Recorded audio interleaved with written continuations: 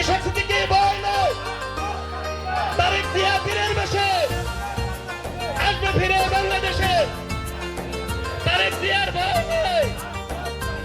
Union পরিষদের সাবেক সফল চেয়ারম্যান জনাব নুরুল ইসলাম শিকদারকে তার শুভেচ্ছা বক্তব্য রাখার জন্য অনুরোধ জানাচ্ছি। ঈশাক আহমেদ সিদ্দিকীর পিছনে আমরা থাকবো এবং তার জন্য আমরা সবাই মাঠে নামবো, তার জন্য আমরা কাজ করব ইনশাআল্লাহ। আমাদের সামনে ইনশাআল্লাহ ঈশাক আহমেদ সিদ্দিকী ইনশাআল্লাহ মনোনয়ন পাবেন ইনশাআল্লাহ। প্রধান অতিথি গাজীপুর জেলা বিএনপির নবনির্বাচিত সদস্য সচিব অ্যাপিলেট ডিভিশন বাংলাদেশ সুপ্রিম কোর্টের সিনিয়র আইনজীবী গাজীপুর 1 আসনের আমাদের অভিভাবক ডক্টর ব্যারিস্টার চৌধুরী ঈশাক আহমেদ সিদ্দিকী সাহেব এখন আপনাদের মাঝে বক্তব্য রাখবেন। বিসমিল্লাহির রহমানির রহিম। আজকের এই 2 নম্বর শিকলতলী 2 নম্বর ওয়ার্ডের যারা নেতৃবৃন্দ আছেন, যারা এই সুন্দর ইফতার ও মাহফিল আয়োজন করেছেন, তাদের সকলকে সালাম জানিয়ে এবং আজকের এই অনুষ্ঠানের সম্মানিত সভাপতিকে সালাম জানিয়ে এবং আপনাদের সকলকে সালাম জানিয়ে আমার বক্তব্য শুরু করছি। আসসালামু আলাইকুম। পুরা কালিয়াকৈরের ভিতরে আমাদের সবচেয়ে কাছের, সবচেয়ে আপন, কারণ আমার জন্ম এই ইউনিয়নে, শিকলতলী ইউনিয়নে, এবং আমাদের পরিবার দীর্ঘ 500 বছর ধরে পুরা কালিয়াকুর উপজেলা সহ সাভার উপজেলা সহ বিভিন্ন জায়গায় যে জমিদারি করেছে সেখানে কিন্তু শিকলতলী ইউনিয়ন থেকেই করেছে।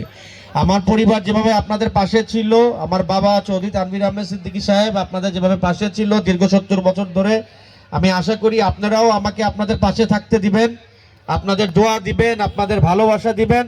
আপনাদের দোয়া আর ভালোবাসার জন্যই এতদিন টিকে আছি, আপনাদের সেবা করার জন্য টিকে আছি। আমার পরিবার দীর্ঘ 500 বছর ধরে আপনাদের সেবা করে গেছে, আমার বাবা সেবা করে গেছেন, আমিও যেন আপনাদের সেবা করতে পারি। আপনাদের দোয়া আর ভালোবাসা ছাড়া আমার আর কিছু চাওয়া পাওয়ার নাই। আমি যেন আপনাদের পাশে কাছে থাকতে পারি, দোয়াটা আপনারা করবেন। আপনারা সকলেই বাংলাদেশের 3বার প্রধানমন্ত্রী বেগম খালেদা জিয়ার জন্য দোয়া করবেন, আল্লাহ যেন ওনাকে সুস্বাস্থ্য দান করে। আপনারা বাংলাদেশের ভবিষ্যৎ প্রধানমন্ত্রী আমার নেতা জনাব তারেক রহমান সাহেবের জন্য দোয়া করবেন, আল্লাহ যেন ওনাকে সুস্বাস্থ্য দেন। আপনারা সকলে আমার বাবা চৌধুরী তানভীর আহমেদ সিদ্দিকী সাহেবের জন্য দোয়া করবেন, আল্লাহ যেন ওনাকে সুস্বাস্থ্য দেন, আল্লাহ যেন ওনাকে আপনাদের কাছে নিয়ে আসেন। এবং আপনারা সর্বোপরি বাংলাদেশের সকল মানুষের জন্য দোয়া করবেন, বাংলাদেশের জন্য দোয়া করবেন, কারণ একটা চক্রান্ত হচ্ছে যে বাংলাদেশকে কিভাবে অস্থিতিশীল করা যায়, একটা চক্রান্ত হচ্ছে। বাংলাদেশের মানুষকে কিভাবে বড় অত্যাচারিত করা যায়, এটা চক্রান্ত হচ্ছে। তা আল্লাহ যেন সকল চক্রান্ত থেকে আমাদের মুক্তি দেন। এবং আপনাদের সকলকে আবার সালাম জানিয়ে এবং আপনাদের দোয়া চেয়ে, ভালোবাসা চেয়ে আমার বক্তব্য শেষ করছি। সবাই ভালো থাকেন, সুস্থ থাকুন। খোদা হাফেজ। বাংলাদেশ জিন্দাবাদ। আসসালামু আলাইকুম। সম্মানিত উপস্থিতি, আর বক্তব্যটি আমার কাছে খুবই ভালো লেগেছে। আমরা এমন নেতার পিছনে ঘুরবো যে নেতা ইসলামের প্রতি আহ্বান করবে আমাদেরকে। সম্মানিত উপস্থিতি, আমি দেখেছি আমাদের গাড়ি থেকে নামার পরে বস্তিতে চলে গেছে সালাত আদায় করার জন্য। আলহামদুলিল্লাহ। সম্মানিত উপস্থিতি, আমরা সবাই নেতাকে ইনশাআল্লাহ সামনে আমরা এমপি নির্বাচনে ইনশাআল্লাহ আমরা এমপি তো তাকে জয় করব। বলেন আলহামদুলিল্লাহ।